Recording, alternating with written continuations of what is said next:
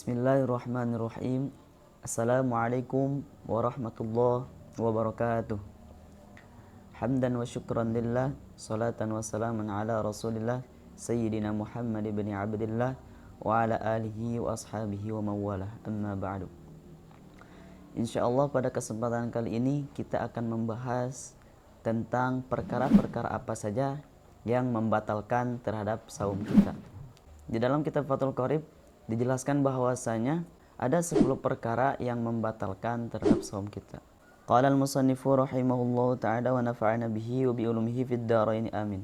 Dijelaskan walladzi, dan adapun yang yuftiru batal bihi dengan ladzi. Siapa? As-shaimu, orang yang berpuasa, asyaratu asya'a, adalah 10 perkara. Jadi ada 10 perkara yang dapat membatalkan terhadap saum kita. Apa saja 10 perkara itu?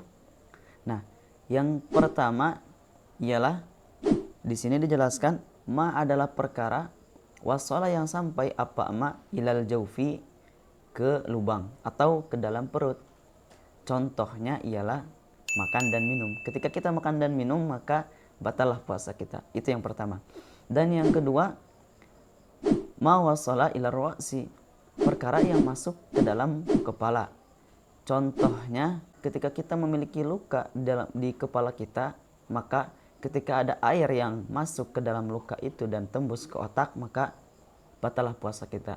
Atau kabatinil udhuni, seperti masuk ke dalam telinga. Ketika air masuk ke dalam telinga kita, maka batallah puasa kita. Maka hati-hati. Itu yang kedua. Dan yang ketiga adalah al-huqnatu, menyuntik, fi ahadis sabila, ini pada salah satu dari dua jalan. Apa yang dimaksud dengan menyuntik? Wahia, dan adapun adalah uqnatu itu dawaun, adalah obat, yuhnaku, yang disuntikan, bihi, dengan dawa. Siapa? al-maridu, seseorang yang sakit, fi kubulin, pada kubulnya, au duburin, atau pada duburnya. Jadi yang dimaksud dengan suntikan di sini adalah ketika seseorang mempunyai penyakit pada dubur dan kubulnya, nah pada ketika itu dia disuntik pada salah satu dari dua jalan itu, maka batallah puasanya. Itu yang ketiga. Dan selanjutnya yang keempat adalah al-qai'u, yaitu muntah, dengan catatan muntahnya amdan, dengan secara sengaja. Di sini dijelaskan fa'illam yata'ammad, maka jika tidak sengaja siapa so'im, lam ya betul, maka tidaklah batal apa saumuhu, puasanya itu so'im, kama sabako, seperti mana perkara yang telah lalu. Yang telah lalu penjelasannya yang dijelaskan dalam syarat-syarat puasa. Itu yang keempat. Dan adapun yang kelima adalah al-wat'u, berjima, amdan, dengan secara sengaja, fil farji, pada kemaluan. Kemaluan di sini dimaksudkan kita memasukkan kemaluan laki-laki kepada kemaluan perempuan, gitu maksudnya. Dengan catatan secara sengaja gitu. Kalau misalkan kita berjima tetapi tidak sengaja atau karena lupa, maka tidaklah batal puasa kita. Seperti mana penjelasan yang telah lalu pada bab syarat-syarat wajib puasa. Itu yang kelima. Dan adapun yang keenam adalah al-inzal. Apakah al-inzal itu? Al-inzal adalah khurujul mani, adalah keluarnya air mani. An mubasyaratin, sebab bersentuhannya kulit. Bila jima'in, tanpa berjima. Jadi keluarnya mani itu bukan dengan cara berjima, tetapi dengan cara haram. Seperti mana cara haram itu? Ka ikhrajihi, seperti keluarnya mani, biyadihi, dengan tangannya itu so'im.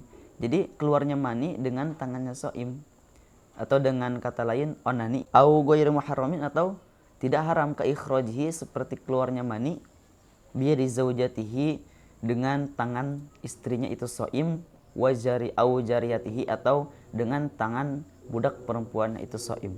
Maka dengan dua cara tadi batallah puasa orang yang berpuasa. Dan itu yang keenam tadi.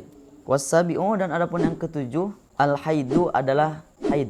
Maka ketika seseorang perempuan, kan haid itu khusus untuk perempuan. Ketika perempuan sedang melakukan puasa, nah misalkan ketika siang itu dia haid, maka batal puasa dia. Itu yang ketujuh. Dan yang kedelapan, wan nifasu adalah nifas.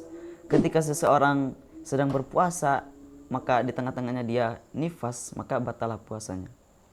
Dan yang ke sembilan, al-jununu adalah gila. Ketika seseorang sedang melakukan puasa, di tengah-tengah berpuasa dia mengalami gila, hilang akalnya, maka batalah pula puasanya.